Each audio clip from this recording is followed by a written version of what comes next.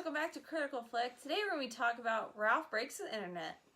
So, Ralph Breaks the Internet, or Wreck-It Ralph 2, whatever you want to call it, is a sequel to the movie that came out 6 years ago that's been a fan favorite. I feel like people have really been asking for this movie to come out. So, the plot of this one's pretty simple. The arcade gets plugged into the internet, and, trouble ensues. They go adventuring on the internet. I don't want to spoil too much of the plot points to it, but basically, it's them going around the internet, trying to solve problems, the things you expect from these kinds of movies. Yeah, there's also a lot of great Disney elements in this movie that really kind of upped the movie a little bit for me, and I really enjoyed that.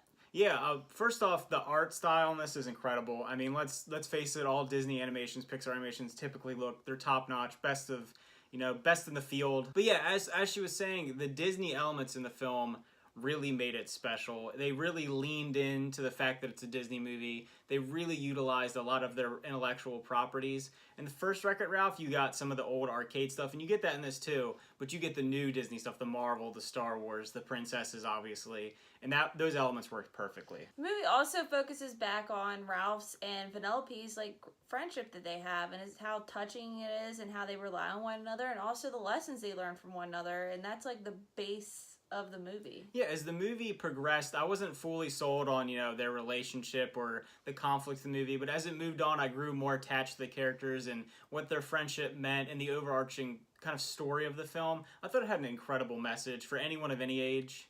Yeah, I really liked the message of the movie. There were some weird scenes, and why I can see this PG aspect in the movie, because I thought there were some weird scenes for kids. Well, yeah, I was saying when we left the theater that this movie felt like it was more targeted towards those of us that were younger when the first one came out, and it kind of lent more toward young adult lessons.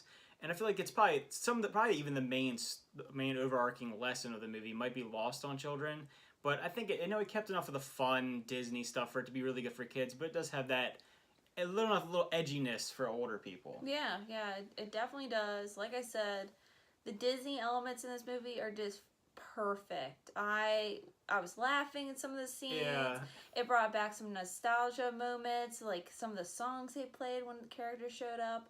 I really thought that stole the show for the movie. And I really I didn't look it up, but I feel like some of the princesses, they're the same voice actors from... Yeah, they did a good job. If they're not the same, a lot of them, they sounded great. Yeah. They did a really good job with that. And it definitely was very fan servicey, which I like. Mm-hmm. I enjoy that. I'm sorry, I'm a fanboy of these franchises. Some people think it's a cop-out and it's stupid, but I like it. I like that they're throwing this in for the people that are the fans of Disney and Star Wars and all the other, even arcade games that are thrown into it. Okay, so a couple of my criticisms for this movie is that it's pretty long for a children's movie or cartoon movie, whatever you want to say, animation movie.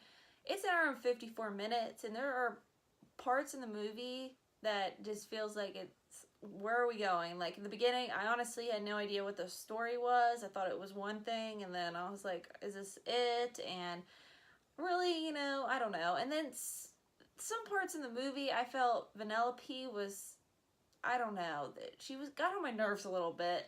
Mm-hmm. And it wasn't to the third act that I was like, oh, okay, I like her again. I'm good. Yeah, my only real criticism is probably the same thing. The movie is rather long for a Disney Pixar type animation thing, and the middle does feel a little filler-ish, and I feel like that's where kind of the lesson could have been better fleshed out. I feel like the pacing would have been better if we kind of knew where the movie was going lesson-wise early on in the film, when it kind of shifted gears, I feel like, 3/4 of the way through, and I really enjoyed the third act, but I feel like that middle part, you could have trimmed back 15 to 20 minutes and got that solid hour and 40, hour and a half Disney movie out of this. And it felt like a little fluffed on. So with that, I would give this movie a 7 out of 10. I think it's a good, solid Disney flick. You would enjoy it. They have good Disney nostalgia in the film, also a good message. Also bring about, Ralph and Vanellope's characters and, from the original. And I just think it's a good story. I did think it was too long. It could have been shorter, but I think it's a good Disney flick, and I highly suggest go see it in the theaters. Yeah, if I'm going to rate this movie, I'm going to give it an 8 out of 10. I really enjoyed it. I liked it more than I thought I was going to like it. I think I liked it about as much, if not more, than the first one. And I think if you enjoyed the first one, you'll like this one. If you like that fan servicey Disney, really kind of getting nostalgia and the things you wanted to see out of it. I loved Ready Player One, and that worked on the same levels as this film. And I think that if you like that kind of stuff, you really enjoy it. My only knock is the length and maybe tightening up that lesson and that story earlier on in the film. All right, so this sums up our review for Ralph Breaks the Internet. Let us know in the comments what you thought about the movie. Did you like it, love it, hate it, whatever. Leave it down below. And also remember to like and subscribe.